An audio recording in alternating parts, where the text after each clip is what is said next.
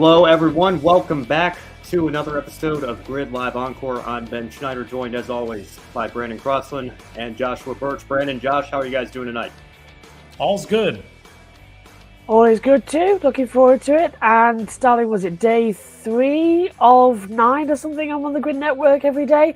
Busy week. And Brandon, I got to say, I wish your Seattle Kraken better luck in their Game 7 than my Philadelphia 76ers had yesterday against the Boston Celtics. So hoping for good things on your end. Thank you, sir. Game 7 tonight versus the Dallas Stars. It's win or go home. Anything good for Chicago? No. Not at the moment, I'm afraid. We'll green screen this out then. They're a historical Blackhawks team. are out, Bulls are out. Yeah, not much going on in Chicago right now. But plenty going on in the motorsports world, and that's what we're here to talk about right now. Josh, I'll let you get things started off. Moto2 and Moto3 at Le Mans this weekend, so a big week for them. Tell us what happened. Yeah, very big weekend as well at Le Mans. It was Grand Prix 1000 for MotoGP as well, so it was a huge celebration effect as well. We'll kick off with Moto3. They had a 20-lap event as well on a Sunday morning. Top 4 once again in the racing results were packed together during the race as well. Daniel Holgado, who won early on in the season as well at the second race, winning here as well, taking the lead of the championship. Sasaki in second, Masia in third. Ortola, who won the last 2 races in a row, fought back from 8th on the grid up into 4th and was in the lead pack. Beautiful race from him as well. We'll go through some of the standings as well. Asman crashed out, followed by Minio, Scott Ogden as well later on in the race. Mario Aggi got a long lap penalty as well due to a shortcut at turn 9. Monrella crashed out of the race and Frizzo crashed out at the end of it as well. The full results starting from the back as well in terms of retirements. As I said, Asman, Minio, Ogden, Monrella and Frizzo. So if you go back up to Joshua Whiteley, he's the last finisher with Mario Aggi in 21st. In the top 20, Anna Carisso was 20th. Roman Fanati dropped back to 19th as well. Filippo Fario as well had a little bit of a tangle at lap 1, dropped back. Then we had Bertelelli, Rossi, Vigia as well. Vigia getting the last World Championship point because points going down to 15th in the moto classes. Salvador, Suzuki, Toba, Kelso, Nepa in 10th. Ruda did really well, actually. Started at the front, did drop back, but saved a high side moment as well. So well done to him. Alonso, Artegas, Onshu back up to 6th. Yamanaka, big improvement from him this weekend. At one point, he had the lead of the race. We thought he might have a chance of winning. As I said, the top 4, Tola, Masia, Sasaki with Holgado taking the race win as well. If anything, Moto3 usually is the golden race of the weekend. Oh no, Moto2 stopped being a bit boring and started turning up to 11. Now, this was a race of 2 parts. Officially, the race lasted 14 laps, but it was originally scheduled for 24. Now, the reason that was because we had a horrible accident as well for Gonzalez, Arenas and Canat that brought out the red flag as well. But a lot happened before that. Sam Lowes, who won last time out at the Spanish Grand Prix, he had a pole position, had a crash after dropping back to 3rd as well. Bike tumbled over at turn 4. He was out of the race. And then a few corners later, the big accident happened as well. Aaron Canet dropped the front and Gonzalez went straight over it as well, launched into the air, bike barrel rolled. Gonzalez himself barrel rolling, landing on his back and then his neck as well. And everybody as well was littered in the gravel trap at the exit of turn 6, bike and debris everywhere. I knew it would be an instant red flag. Everybody watching knew it would be an instant red flag. It took the stewards a full 2 minutes, as a whole duration of the lap, to bring out the red flags. We had the leaders going through there at full racing speed without any yellow flags, with riders still in the gravel trap, one motionless as well. That's not Gonzalez. He got up and walked away as well. It was Aaron Canet as well who was in a bit of trouble. He was taken off to the medical centre. So was Albert Arenas. I'm glad to say everybody is okay after that one. But the red flag meant that Sam Lowes, because less than 3 laps had been completed, Sam Lowes had a chance to restart the race because all the riders were eligible because they all got back to the pit lane within the 5 minutes. Obviously, Gonzalez, Arenas and Canet didn't take the restart, but Sam Lowes did. Now, with MotoGP's rules on red flag, we have a quick restart procedure, which basically means you get a 10-minute warning before the race restarts, and then the pit lane will be open for 60 seconds, and you must get out of the pit lane within that time in order to start on the grid in the restart in your original grid positions. Now, Sam Lowes' bike was in absolute pieces, and the Mark VDS boys did an absolutely brilliant job. From Alberino's side, his teammates, and from Sam Lowes, they came together. They changed the side pods, they changed the handlebars, they repaired a bit of the suspension as well, got all the electronics working, and got that bike fixed as well. With 10 seconds to go, he left his garage, and just as he got to the end of the pit lane, the red light came on and he had to start from the back of the grid. So he wasn't able to do a sighting lap, went straight out on a warm-up lap to do the tyres and started at the back of the grid, and he fought back into 15th place to get the point. Bearing in mind, there was 23 riders in the race, 29 in total. A remarkable effort there from Sam Lowes, but it was a fantastic race because we had also involved in it Pedro Acosta. He was at the front of the field as well. But Acosta and Alberino came into this race level on points on 74, and they were battling it out tooth and nail across the race for control of the lead until a rare mistake from Pedro Acosta at turn 6. He dropped the front, the bike fell into the gravel, and he's out of it. Alberino taking the win, meaning he now leads the championship by a full race victory on 25 points. But he had to fight for it. Philip Salek, Alonso Lopez as well, all in the battle together for that one. Great end to the Moto2 race as well. It went down to the last lap. Then it was Vietti. Jake Dixon fought back to 5th position as well. Somcat Chantra 6th. Barry Bolter 7th. Iagura 8th. Iagura 9th. Garcia rounded out the top 10. Then we had Tuvelik, Roberts, Alcoba, Foggia and Sam Lowes, as I said, with the last points paying position. Then we had Sean Dillon Kelly, Marcus Ramirez, Bo Ben Schneider as well. There you go, Ben, as well. Senna Aguirre, Zonta van der Golsberg, Lorenzo Dalla Porta, Izan Guevara, who's had a bit of an off weekend completely. And then we're rounding out with Borja Gomez as well. The 3 crashes that we had in that race as well came from Alex Escray, who retired in the pit lane, but then a Pedro Costa crash, and Rory Skinner crashed as well. And as I said, the red flag took out Gonzalez, Arenas and Canet, and they weren't racing as well. So Moto2 actually was prided to be the most dramatic race of the day, and it was about time that series got a little excitement. And from one historic circuit around the world to another, of course, it is the month of May, and the IMS action is kicking off. We'll run through these USF and Indy NXT results very quickly for you. Sam Corey took the win in race 1. There you go, Josh. I like the pagoda background there for IMS. Sam Corey won race 1 in USF 2000, followed by Simon Sykes taking the win in race 2. And Lockie Hughes took the win in race 3, moving up to USF Pro 2000. Ricardo Escato took the win in the first race. And in the second race, it was Joel Grandbors who took the victory. And moving on finally with Indy NXT, Matteo Nannini survived a couple of called off starts due to him backing up the field too much and then going too quickly. On the third try, he got it absolutely right and then ran a flawless race from there. Pole position, fastest lap, led all the laps, and won the race. So a grand slam, clean sweep, whatever you want to call it, a great result for him. Moves him up to 4th in the standings. You can see the rest of the results there. Foster, Simpson, McElray, Rasmussen on down. More on Jamie Chadwick's race on the Women in Motorsports show on Friday. Now transitioning over to, again, all of our series were at historic venues this weekend. NASCAR Darlington. Before we go into the Xfinity Series recap, Josh, I want to give you the opportunity. You had a very bold take on last night's wrap-up show. Of course, you weren't on the show live, but you are getting tired of these constant controversies that Ross Chastain finds himself in. He was in yet another one on this past race weekend here at Darlington with Kyle Larson. Of course, we'll talk more about Larson here in just a second. I'm sure you're Does this thrilled give you an about example of what I'm talking to? Yeah. I'm sure you're thrilled with what happened with Larson in the Xfinity race, but we'll leave that for just a moment. Do you have any further thoughts now that it's been 24 hours? You've had some time to react to the aftermath of the ongoing situation with Ross Chastain. It feels like I was talking to a brick wall, which is why I put the background as a brick wall, because in all seriousness, this is getting a little bit ridiculous.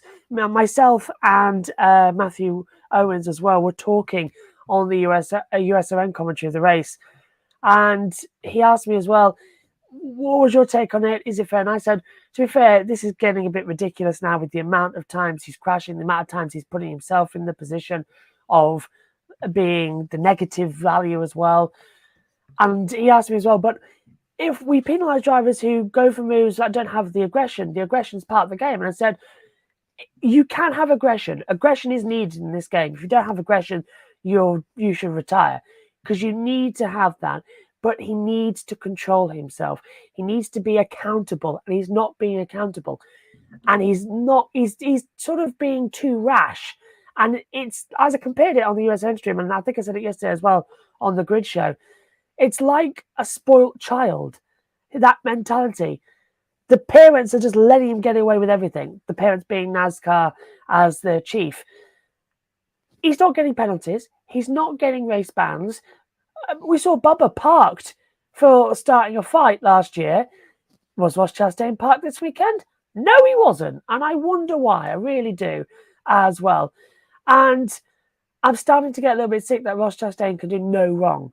Because how long until this mentality, how long until this recklessness for deliberately taking other people out? Because we heard it on his radio. His spotters were even saying he's going to have to hit him harder than that. He said he's going to have to hit him harder than that. He admitted on the Fox call as well, I deliberately pushed him up into the wall. Idea about wall behind me.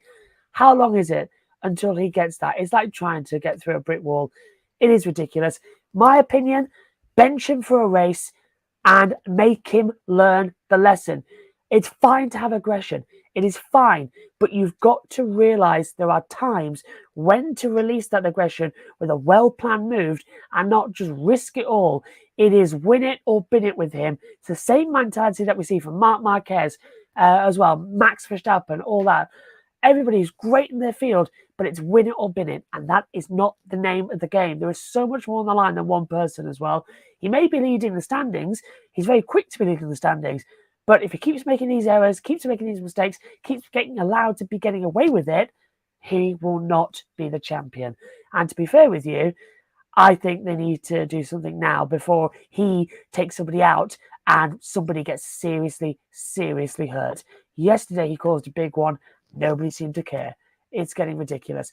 Somebody will get seriously hurt or worse unless he gets taught a lesson. Well, Josh, let me ask you this. If this had just been an isolated incident, this was the first time we were talking about Ross Chastain maybe being overly aggressive. You just look at this incident with Kyle Larson yesterday at Darlington. Are you calling for any sort of punishment, a penalty, a fine, a suspension, or anything? Or is this more of an accumulation of how many times we've had this conversation this year alone and even dating back to years previous with Ross Chastain? I think with Ross Chastain, it's the cumulative of how much he's done. With the Kyle Larson incident as well, I find it ironic that he has been complaining about the amount of people that keeps hitting him off the track as well. Well, coincidentally, Ross Chastain, twice in the past 14 days, he's been taken out of a race as well. And also on the last lap as well, having some incidents as well. So Ross Chastain just can't get any luck. Then he decides if he can't win him, join him and beats up to get an Xfinity race. A race he shouldn't be in, by the way.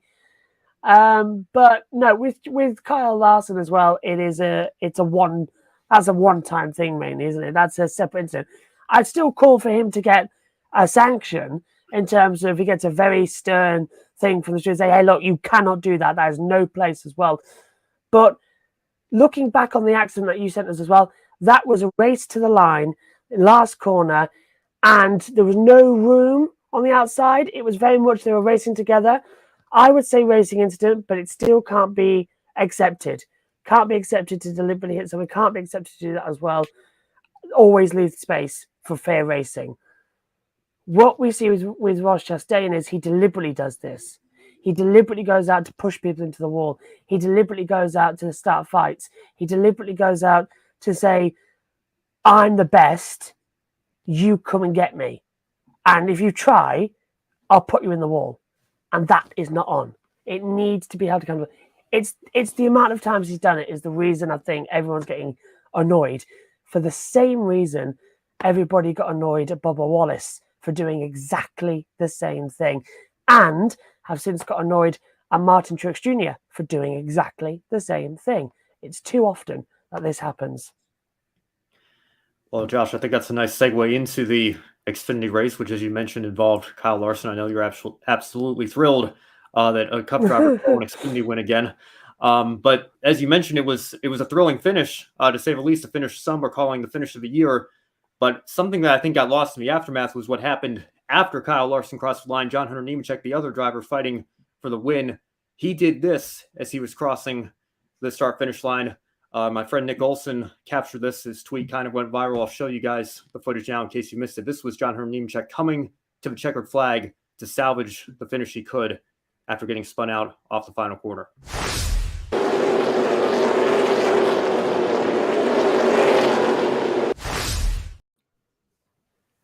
All right, Brandon Crossland joins us once again. Brandon, good to see you. And you got a fellow Seattle Kraken fan in the chat, Adam Lemeries. We'll be pulling for you guys tonight as well, I suppose. But Brandon, I guess we'll start with you here. What was your reaction to Nemechek backing across the line? And aside from how we feel about Cup drivers in the Xfinity Series, some are calling that the finish of the year. Do you think it was that good? Well, first of all, I want to thank Adam for being a fan of my many hats. I really appreciate that. But yeah, it was a pretty nice finish. But to be honest with you, from when I was seeing it, I didn't notice at all that he had backed up back into the field. And for another thing, I didn't know that I wasn't really taking into account, I guess he had he had a device called a brake that he actually could have used to maybe possibly prevent from going over the line like that. But I mean, it was a great finish, and it probably will be one of the better finishes of the year.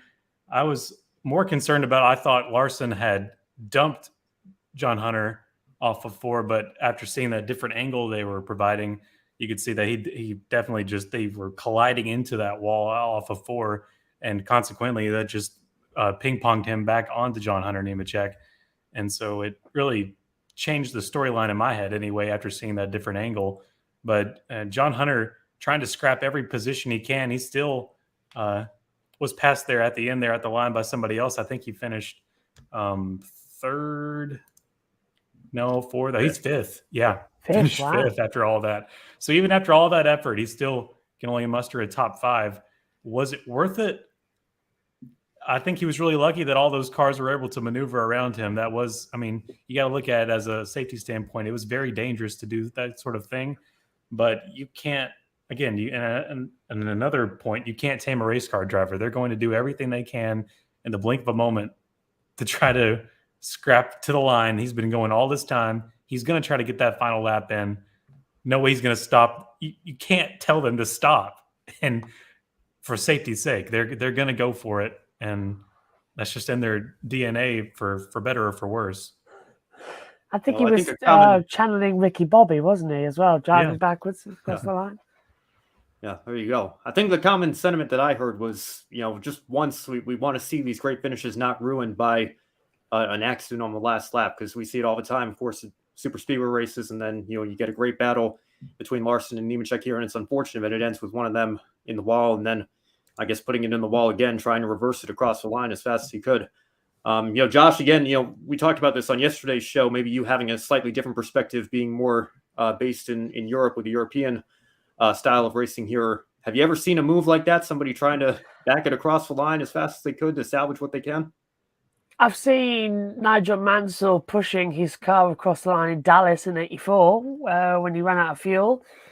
I'm trying to think if I've seen anyone go over backwards. I've seen a car go upside down across the line. That happened in an A1 race as well, A1 GP race at Brands Hatch as well. Matt White might know that better. He's the oracle of that. I'm trying to think, actually, have we ever seen a car go backwards across the line? I'm trying to think. There was a GP2 race in Turkey one year where the battle for third, coming out the last corner, they made contact, and the car, one of the rear contacts slid across, hit the pit wall, and sort of drifted across the line.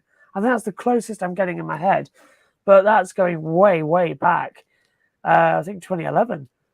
So yeah, I think that's the only one I can think of. I've seen cars go across three wheels with Lewis Hamilton at Silverstone. Cars on its roof. Ricky Collard at Silverstone, also in touring cars.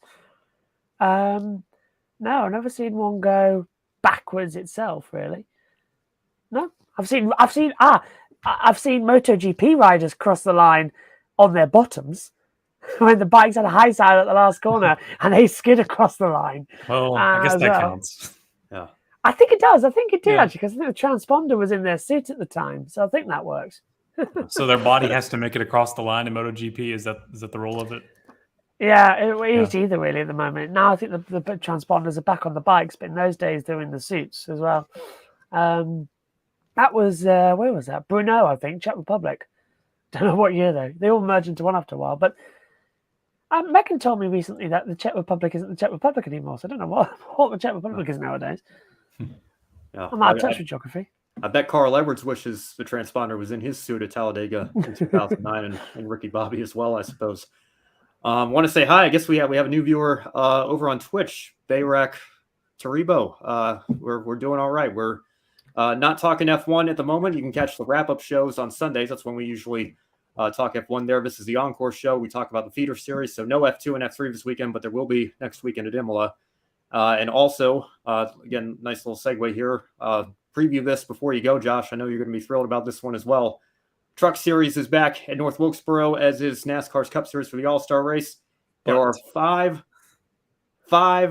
Cup Series drivers in the truck race, or at least on the truck entry list. We'll see how qualifying goes because there are 40 trucks going for 36 spots. But Josh, I'll let you unleash here. What's your reaction to that news? Michael! I am deeply shocked about all of this. I cannot believe that this keeps happening. I keep asking, please do not do this. I have asked for the past 2 years, why do we have Cup Series drivers going into other leagues that they don't need to be in? Stop it right now as well. And hopefully one day they'll listen to me. Brandon, I just want to ask you. I mean, we've seen this. Great. I think we've had this conversation before. With the Chicago Street Race, NASCAR not wanting Cup drivers going into a brand new race to get an advantage. I know that the All-Star race is just an exhibition race, not for points. But are you surprised that NASCAR's even allowing the Cup drivers to race in the Truck Series race, especially when you consider we've got the Cars Tour race going on this week. There's other undercard races. It's a big weekend for North Wilkesboro. They could, if they wanted some extracurricular racing, enter one of those races. Why do they have to enter a truck race? No, I think as we talked about this before, I think also with North Wilkesboro, I think the business model that NASCAR is looking at is more star power means more butts in the seats. And, even when you and I, we all three know here, if we had the truck regulars at North Wilkesboro for a points race, the seats are going to be filled anyway, for sure. So I believe they're choosing to go with this business model that we get the star power in every race, then we're going to get a full pack stands every race, which is true. But I think you're also going to get it as a non-business major. I think you're going to get the seats filled even if you don't have your Cup guys in every race. I'm with you on that because Formula One isn't always a sellout. Neither is MotoGP. INDYCAR isn't always a sellout. NASCAR isn't always a sellout as well. So the trucks don't need it. The trucks stand on their own, and as does Xfinity. So, so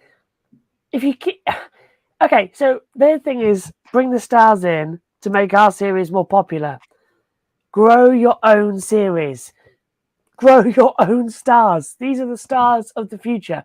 Formula 2 and Formula 3 don't go, do you know, there's just no one sticking around after the F1 qualifying. Let's bring in Lewis Hamilton. Let's bring in Max Verstappen, See, that might get our viewers up as well. And you don't see Moto2 or Moto3 as well. Well, sometimes you do if they've been kicked out of MotoGP. But you don't see Moto2 and Moto3 going, Do you know, we need Marc Marquez here as well. No one's coming into the circuit early in the morning as well. They're all just staying out there. So yeah, it's ridiculous. Just I would say Xfinity and trucks as well, if they continue going down this route, are just going to be more and more. It's just going to be Cup 1, Cup 2, Cup 3 races, aren't we? And then we'll all be dancing around thinking, all right, what's the points this weekend for what series? Oh, they're all the same? Fine. Ridiculous. But if you're new here, do know that we always go through this conversation, and we always get to point out, though, that it has been worse historically. Yes. That's very true. It's not unprecedented to have this many Cup drivers in a Truck Series event or your secondary. Historically, we won't name sponsors that we don't get paid by anymore, but I will, because they're still a premier partner. Busch, Busch, the Busch Series, yeah. I'll keep telling the story. My first race I ever watched, it was the 2007 Samstown 300 at Las Vegas. Shane Huffman was the 9th place finisher. He was the first Busch Series regular to finish the race that day. 26 of the 43 starters were full-time Cup drivers that year. Yep. And I think even Regan Smith, you can kind of count, he was part-time in Cup at 27th if you want to throw him in there as well. But yeah, it has been worse in the past, but I think that, I don't know if there's been this kind of uptick since Kevin Harvick announced that bounty deal with Marcus Lemonis in trucks a few years ago, right before the pandemic shut down.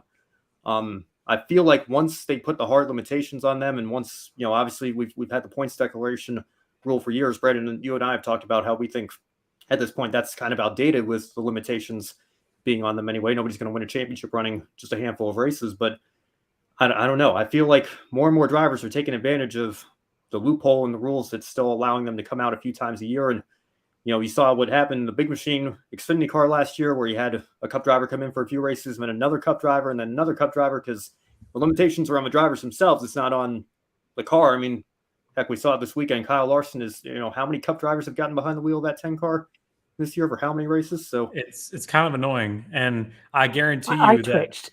Yeah, with anger. You said it, and it went. I guarantee you that a Cup driver is going to win the Chicago Street Circuit race in the Xfinity Series for sure, and it's going to probably be a battle between two Cup guys. Well, but that's correct. I thought the Cup guys weren't allowed in the Xfinity Chicago race. Or that was the difference between. Yeah, I don't know, maybe somebody can double check on that, but I was pretty sure that they put their foot down on Chicago and said this is a new race at a brand new type circuit, so the Cup guys aren't allowed. But that's why I was confused as to, this is a brand new circuit. Nobody's still around from '96 that was racing North Wilkesboro, right? So why is that rule not applying for North Wilkesboro? That was the question. Yeah, I guess it's because it's an exhibition race. So what did we do? What did we do for Worldwide Technology Raceway last year? That's a good question. That would have been, how long have we been going to Gateway? Was that 21 or 22? Was that just last year? It feels like, I think it was new with the next gen, I think. So 2022, I think the years have blended together with the pandemic. It's really hard to keep up with everything, isn't it? Yeah. But I wonder if I would be curious to go back and see how many Cup guys we had running in Xfinity at Gateway in 22. We'll try to get an answer on that. That's a good point. But my thing is, if you want to talk about a series that could use some star power, could use the spotlight, and I'll go back to this as well. The what was K&N West at the time, the race that Kevin Harvick entered in 2017. That race really is what put Will Rogers on the map for a lot of people. Like if you want to talk about Cup guys doing one-offs in that series, when we get to the point where it's like 4 or 5 in the race, that starts to be a little overkill for me. But I really have very little problem with Kevin Harvick doing that once a year if he wants to go back to his roots. And what some of these Cup drivers are doing, running this Cars Tour race, I think that that's great. That's a series that could use some extra fans in the seats there. It's only once a year. I think that you guys may disagree with me, but I don't have I understand we need to put fans in the seats argument much more for the Cars Tour than I do for a series that is on national television every weekend, that is running the first points-paying NASCAR sanctioned race at one of the most historic venues in our sports history, and bringing this track back. It's not like there's no hype surrounding this event anyway. I don't see the need for them in a truck race, as I don't see the need for them in any truck races. But again, that's just me, and we'll continue to have this debate from now until the end of time on Twitter, I'm sure. So sorry, guys, I'm an idiot. We were at Portland. Xfinity was at Portland when we're at Gateway. Yeah, because I was looking and I couldn't find it on there. Portland. So correction. Well, I'll tell you, I'll tell you what you were Allmendinger did. Allmendinger won the Portland race because I remember because I was there. Allmendinger won the Portland race and he hopped on a flight and he was running full-time Xfinity that year. So that's a little different. I don't have a problem with full-time Xfinity guys running up and doing a partial Cup schedule. But he did do double duty that year. I do remember that. I'm pretty sure he was the only one. I think Ben Rhodes practiced and qualified his car for him. Well, I think Josh Berry was somebody that I've been singing the praises of this year as well. And I continue to do so as well because he's having an amazing time as well. And he's sort of subbing in, isn't he, across the board. Was in for Elliott. Now he's in the 48 as well. And he's consistent. He's doing really, really well. Yeah. Okay. Yeah, racing up, I don't have a problem with. It's going back down into the Xfinity trucks that gets a little frustrating sometimes, I think. 2021 Pit Boss 250. I think it was the first Xfinity race at COTA. Kyle Busch, Kevin Harvick, Austin Cindric. Well, Cindric was not yet. Okay, never mind. Kevin Harvick and Kyle Busch. So you had two in the top five there. Yeah, two cup regulars. Yeah. Again, I'll comment and circle back if I'm wrong here, but I really thought that there was something that came out that the Cup guys, because we've never done a street circuit before, it's a brand new sort of thing that they were not going to let them. It was going to be like a dash for cash race or a playoff race. The Cup guys. They always go well, don't they? Yeah. Yeah. So we'll leave it at that. We've got more racing to cover with Josh. In the meantime, before we let you go, I want to give you the chance. What is your one shining moment from this weekend in motorsports? I think it will come from Moto2 and the Mark VDS boys as well, because to repair a damaged bike in 10 minutes as well was absolutely fantastic. And to get him even back out on the track was magical. So well done, the Moto2 Mark VDS boys, while getting Sam Lowes back in the race. And just before I do go, I know you'll be saying this later on, Ben, but you can join me and Kobe every single day this week, Tuesday, Wednesday, Thursday, Friday, because at 6:30 p.m. Eastern, that's half an hour after the end of the practice sessions, we'll be live for special editions of Grid Tonight as well, where I'll be in front of the pagoda as well, with all the news, views, and opinions of the Indianapolis 500 of 2023. And I'll be covering it as well on JB Motorsports, my YouTube channel. That starts tomorrow. And I am dreading it because it's live ovals. And if it gets rained out, I don't know what to talk about. So, it's going to be a lot of fun. I'm looking forward to it, actually. Loads of prep work has gone into it as well. And, guys, if you're around, you want to hop on. I know everyone is working that lot, but you're more than welcome to hop on anytime and come on the grid shows as well. More than welcome. Month of May. Gotta love it. I know I need a special shirt for tomorrow, I think. I've got a hat, though. That hat, I'll be wearing the hat a lot. Need to go to the UK version of a Goodwill and find a Justin Timberlake shirt for May. Those would be great. I'll go find one. I will go find. There's loads of them in the town centres, let me tell you something. So I will go and have a look. Add that to the Husky chocolates, milk chocolate I've got to find as well, because they don't sell it in America, they don't sell it in the UK, and still got to send them out to the American lot as well, because Ericsson won last year. Still, I think my greatest ever pick a winner to predict that a week in advance. So I'm hoping that by watching all the practice sessions and getting all my notes out there as well, I'll get lucky again and get the pick a winner right, and really rub it in Ed Hunter's face because he's leading it. All right, well, Josh, best of luck, and everybody make sure you tune in. It's a big week for the Grid Network. We're going to try to get our views and subscribers up as much as possible with all the coverage that we've got this weekend. And Josh, again, hoping and praying for good weather, because like you mentioned, we're talking about Noble here. We're not going to see any on-track action if we don't have the weather situated for us. So hopefully everything stays dry, and you and Kobe have a great week on Grid Tonight. Thank you, Ben. Thank you, Brendan. And take care, both of you. Have a great rest of the show. See you tomorrow, everyone. See you. Thank you, Josh. All right, well, Brandon, let's circle back here to the Truck Series. Let's talk about Christian Eckes a little bit.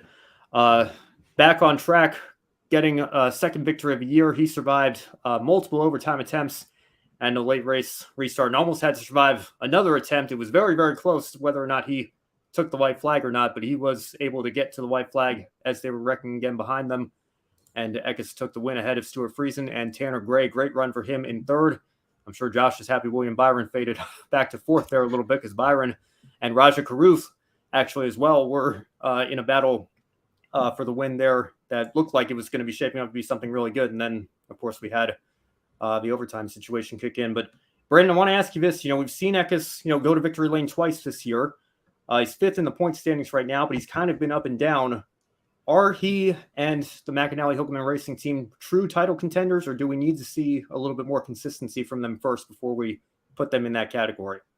I'm going to have to lean on the side of we need to see some more consistency. As much as I'd like to say that Christian Eckes and what we kind of in our head remember as Bill McAnally Racing being a great threat, especially from their roots from the K&N series moving up.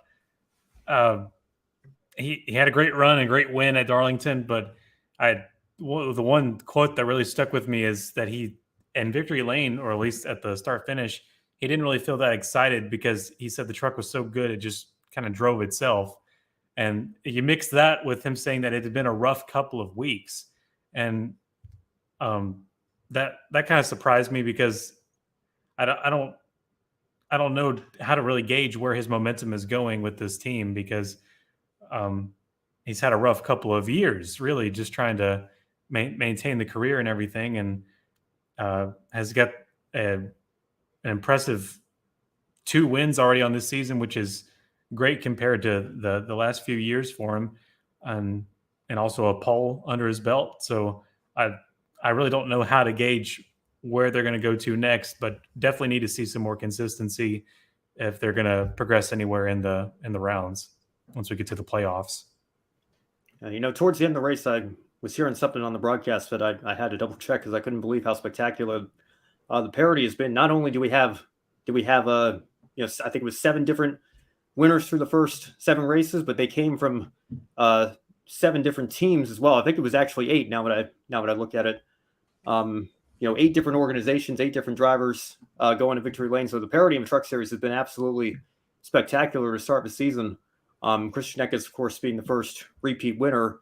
But then again, you look at Eckes' results, and it's actually somebody pointed this out on Twitter. It's a palindrome. He went from a win to a 30th to a 15th to a 30th to a 15th to a 30th again, and now he's back up winning the race. So he's been literally up and down a roller coaster these last several weeks here. So like you said, I think that, obviously being the first repeat winner of the year is great. And it helps him bank some more playoff points, which could make the difference later in the postseason. You never know. Winning is more important than ever. But then again, this is also the same format that crowned a winless champion just a few years ago with Matt Crafton. So I think we do need to see a little bit more consistency from Eckes before we pencil him into our championship 4. Obviously, he's all set for the playoffs now, especially now that he's picked up a second win. But you would like to see a little bit more consistency from him on the 19 team before we go so far as to call him a championship favorite.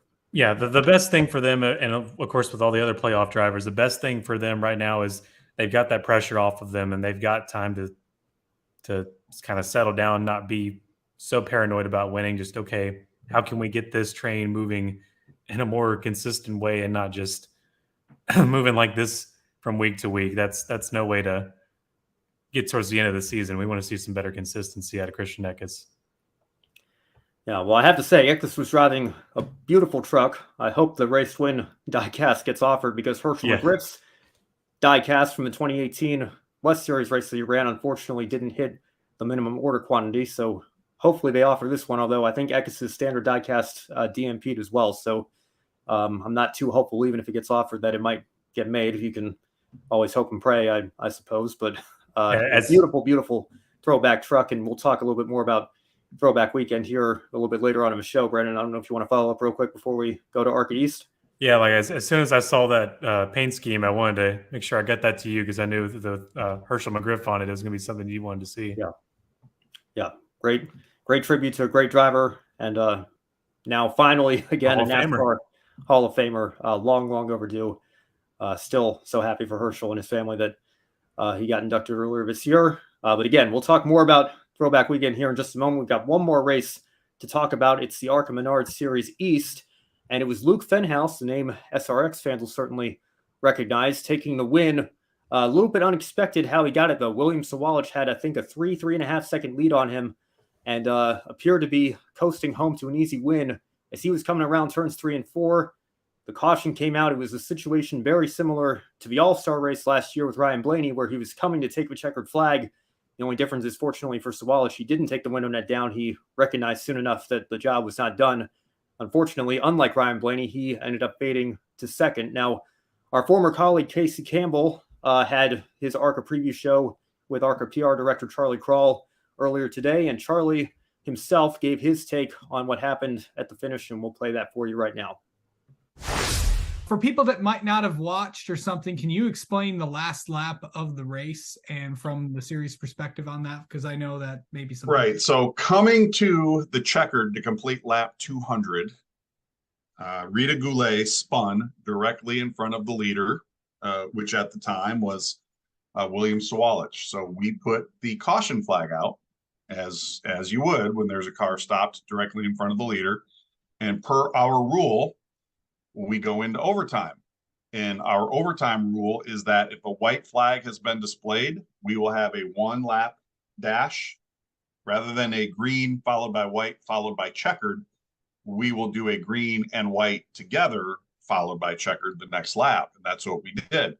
So in the final 1 lap dash, Luke Fenhouse, who had already proven that he had been 2 to 3 tenths of a second quicker than William Sawalich was late in the race, Fenhouse got a better restart, and he went to the outside and made it stick and was able to pull out ahead down the backstretch and stole the win on the final lap. So, that's just part of the deal. I feel just horrible for Sawalich and Joe Gibbs Racing. They dominated all night long, but yeah.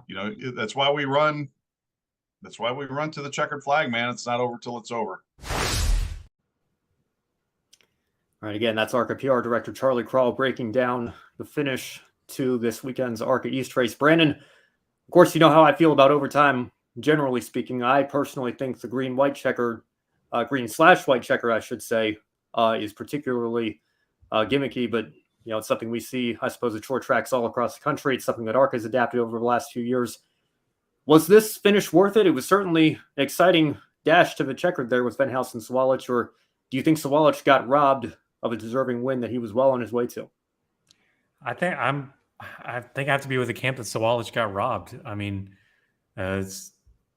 you dominate the whole event like that, and then a freak thing happens at the end, and you only get 1 lap around the circuit to decide the winner.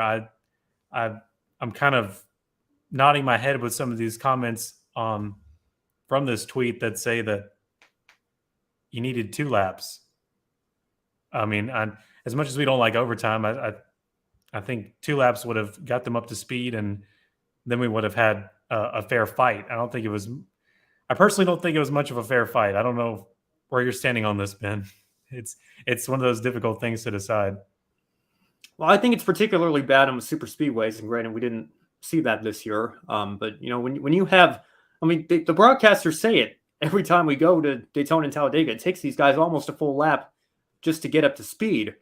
Now, obviously, it's not the case, on a short track where you're not running those speeds and you're braking in the corners and everything. But I still don't feel like 1 lap is really enough to get settled here. And we've seen it even in the National Series the last several years with the stage breaks. Sometimes we throw the green flag with 1 lap to go, knowing that the stage caution is coming. And if you wreck on a restart, that's one thing, and we'll reshuffle the field and figure it out. The running order from there. But again, I'm with Charlie in that I feel bad for Sawalich, because I think that, it was certainly, it would have been a deserving win. He, dominated much of the night and was, not even half a lap, really more like a quarter of a lap from a sure victory before the caution came out through something outside of his control. And, this is ARCA policy. It's ARCA rules. I'm not going to say Fenhouse didn't deserve the win because he did what he needed to do on the restart to get by him. And that was that. But and it's the at rules. The same time, yeah, that is the rule. And, I'm with you. I don't feel like a lap is enough time to get up to speed. Even if you're gonna die on the hill that the white flag isn't next flag ends the race because you need a green flag finish, I think if you're gonna do overtime, you've got to give them 2 laps, especially on a short track. Because I know people were going back. This will be the last point I can bring up on this here. People were maybe arguing for a 1-lap shootout at Coda, because if you take the green flag and they wreck behind you, halfway down the S's or whatever, then you can just run them to the finish line, and then they have plenty of time to slow down, and so you can pretty much guarantee that you're going to get a green flag finish that way. So I suppose for road courses I get that, but for a short oval, if you're going to try this overtime thing, when you're only doing 15, 20-second laps on these half-mile tracks, or even shorter than that sometimes in the East and West Series, I just don't think a lap's enough. I think you got to give them more than that. And with the Nashville Fairgrounds, I'm used to seeing the late models around that place, but for some reason, these ARCA cars, they made that place look tiny. I mean, they were just turning laps like nothing there. Yeah, even with only 15 cars on the track. Yeah, the car count wasn't as strong as it could have been, but it is a short. It took a short track, and like you said, definitely made it look even maybe a little bit shorter than it was there. But just one more thing here. Just popped in my head. Like imagine a 1-lap shootout like at the Indianapolis 500. Like imagine in 2011 if the caution had come out when Jared Hildebrand hit the wall there, and they decided the caution came out before Dan Walden got to the start finish line and decided to do it. It's the principle of the thing for me. I certainly think it's more justifiable in the ARCA Menard Series East than it is at the Indianapolis 500. So maybe not the fairest comparison there, but the purist to me says we have a race title. It's the Music City 200. We end up going beyond that. It's tough for me to reconcile that and wrap my head around that. Yeah, but the checkered flag is at 200 miles, and I'm sorry. Yeah. Well, let's wrap this up here tonight with one more question here, kind of an open segment to close the show. Brandon, we got a comment in the chat room last night as well, asking this question from Adam Lemeris, I believe. A lot of people, I think, have grown a little bit tired of throwback weekend at Darlington. They think that we've seen the same schemes recycled a number of times. Now that the numbers are shifted forward in the Cup Series, it's tough to make the designs look as accurate as possible with the mandated numbers being shifted forward. So I want to get your perspective on this since you weren't on the wrap-up show yesterday. Do you think the throwback weekend has run its course at Darlington, or do you think the teams are just struggling to come up with creativity and need to do a better job pulling some more schemes out of the archives here? Or do you think now that we're back in North Wilkesboro, maybe that's the perfect venue for a throwback weekend? What's your take on what we should do with the throwbacks here? I kind of thought about this by myself. I didn't know I was going to be answering it on Grid, which is pretty cool. It's been going on for a while. And we have seen some recycled schemes. And I mean, we even saw the same scheme on the same weekend. That's happened before too. We saw JTG and Trackhouse try to do the Dale Jarrett UPS colors. But I think it wouldn't be good for the marketing side of things, and also for merchandise sales if we stop doing the throwback. This is just on should we keep doing the throwback or not. I think the throwback needs to stay, and even if we do repeat things as time progresses, there's going to be newer schemes that are going to become old, and there's going to be chances to throw back things that have never been thrown back to before. And so I don't think you're going to outlive the throwback. I think that's going to be okay. And even with the numbers being moved forward, a lot of these teams, they decide some silly things that we just kind of scratch our heads at. Like even the winner, William Byron, with this throwback scheme for one of Jeff Gordon's classic cars. It's got all the color vibes going there. It's just the way where there's just that empty space there in the middle where the window net is. I know we have to move the number forward to stay consistent with the rest of the field, but just the decision of where they leave the blank spaces just confuses me sometimes. And I just wonder why they can't alter it a little bit just to make it work. And so I think the throwback needs to stay. Now, you make a great point on changing the location, because now that we have North Wilkesboro back as a brand new venue, and the very essence of how they've decorated North Wilkesboro to be back now is to scream at you, I am a throwback. So it makes perfect sense to me. And I know Darlington has had a great time being the throwback track. I think North Wilkesboro, especially after this next weekend, after we see what the All-Star race can do, which is going to be, I think, the highlight of probably the decade in NASCAR. I'm predicting, or one of the big highlights. I think people's minds are going to change that, hey, we need a points-paying race at North Wilkesboro for one thing, and we need the throwback weekend to be at North Wilkesboro. I think that's going to be a great move. And of course, we can't change their minds for them. And of course, Darlington has feelings where they probably really want that throwback race. And I get that. But I think North Wilkesboro is going to deserve that crown. And I kind of hope they get it. They're made to be the throwback track. And I think if you combine that and you keep the throwback schemes going, it's going to be a lot of fun. And I know Kevin Harvick he's throwbacking anyway since he's retiring. So he took the words right out of my mouth. That was where I was going to go. He's already running a throwback scheme, and he's throwing it back so hard that he's got the number. He's changing the number from the 4 to the 29 this weekend. So, and you know what? I think on a previous episode, I said, I don't know, or maybe I tweeted it out. I forgot. Just like, I was wondering how in the world did he get that deal done with Richard Childress? And then he answers it in an interview. He's like, I just called him up and said, hey, can I use the 29? He's like, yeah, sure. Well, I guess it's that easy when you're Kevin Harvick. So, yeah. I mean, I'm with you. I think it's the perfect venue for it. I understand Darlington would probably want to keep it. You could maybe do two. If there are enough schemes out there. I know some people are saying we got that problem right now. We've kind of been running out of schemes. We've seen the same recycled schemes over and over again. But Kevin Harvick, I know a lot of people weren't a fan of his Darlington throwback, but he had that was so bad. I'm sorry. Like, just run it with blue. Sunny Delight has a blue in their colors. It's okay. You can do it. Because it defeated. I'm sorry, this is a rant. It defeated the whole purpose of doing an AOL car. It doesn't look anything like an AOL car, and I know they know that. I know they do. But Sunny Delight probably had their written rules, like it has to be yay, this and this. And some teams they have to compromise, and that's what we get. Yeah. Well, just sticking with Harvick though, obviously that scheme could have been done a lot better, but you had 5, I think, throwbacks to Kevin Harvick in the Xfinity race, including 2 from Richard Childress to his 2 championship cars. Yeah. Obviously he's got a car that he's running at North Wilkesboro as well.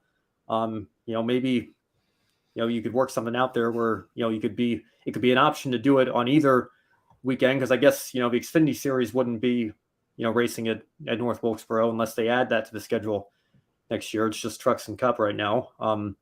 I still remember, I think a couple of years they had, before the Trucks went back to Darlington, they were at Canadian Tire Motorsports Park. I think that was the year Austin Cindric bumps Kaz Grala out of the way to get his truck win. I think he was running a special throwback with Brian Keselowski or Brad Keselowski racing that year, to one of their schemes. So, I think that, the venue doesn't need to be locked on Darlington. It can be, it's not unprecedented to run a throwback, at other points in the year. So maybe that's something that they could consider doing as well. I do think there is something to having them all do it in the same place, though, where you get a full field of classic looks.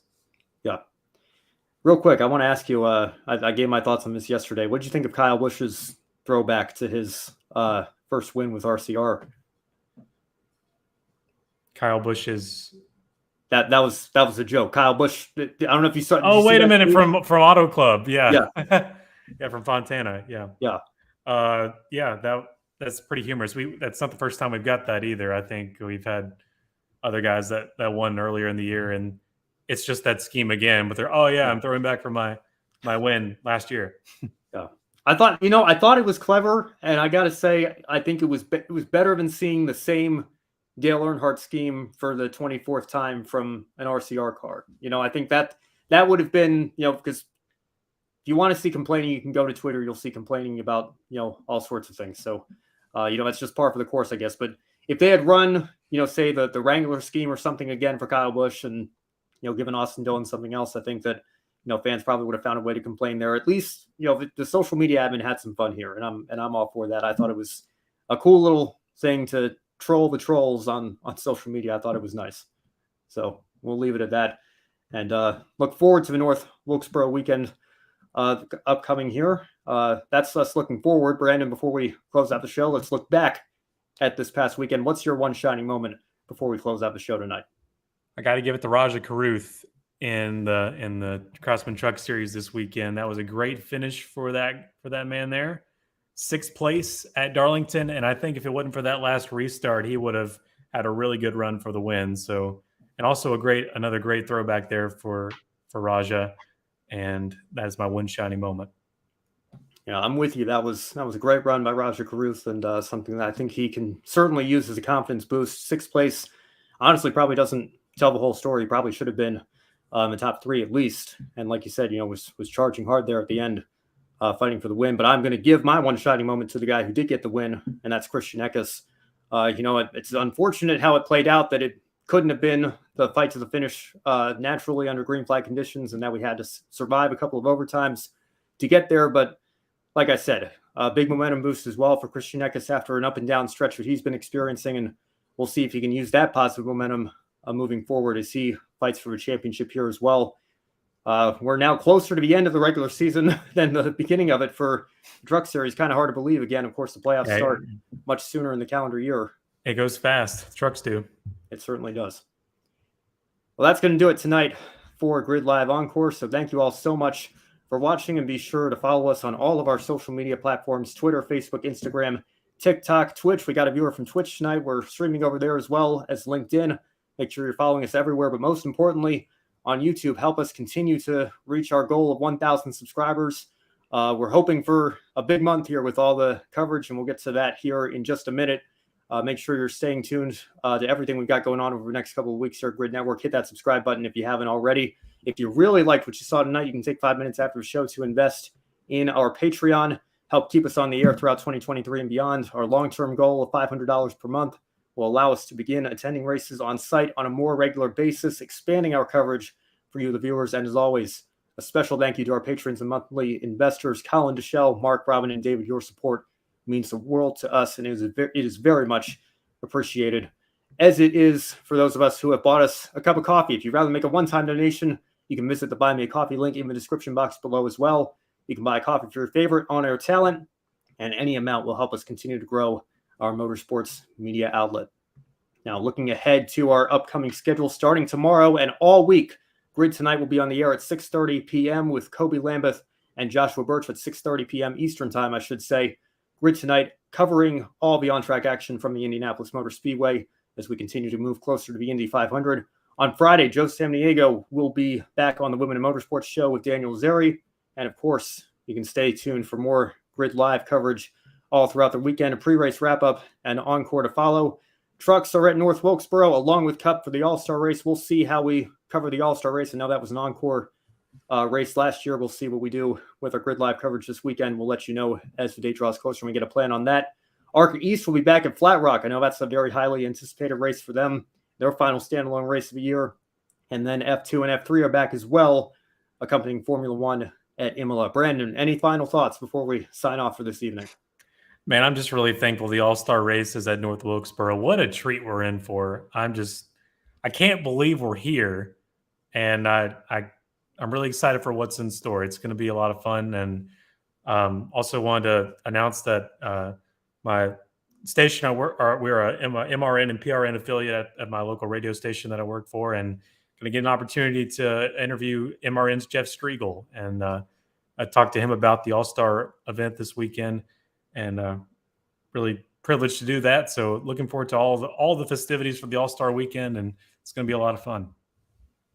And I got to tell you, if you had told me that this was going to happen as recently as 12 months ago, I'm not sure I would have believed you, let alone 2 or 3 or 4 years ago. It's absolutely incredible how quickly all this came together. And to think it started with Dale Jr.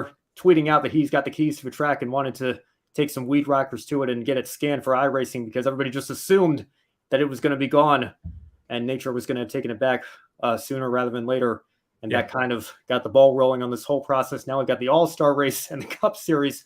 Unbelievable to still even be saying that. I know it's only less than a week away now, but it is absolutely fantastic, and certainly hope that everybody who is fortunate enough to be able to attending the on-track action this week has a great time and that the stars of our sport put on a good show, because this is absolutely amazing. I hope that it's a success in every sense of the word. Sometime in the future, we need one of the secondary series races to be sponsored by Ortho or some weed killer at North Wilkesboro. There you go. As a nod to where it all started. Perfect sponsorship activation there. Yeah. All right. For Brandon Crossland and Joshua Birch, I'm Ben Schneider. Thank you all so much for watching, and we will see you next week and all throughout the week right here on Grid Network. Thank you for watching us right here on YouTube. Be sure to subscribe and check out some of our other videos, including Life on the Grid, where we interview folks from the motorsports industry. Thank you for watching. We'll see you next time.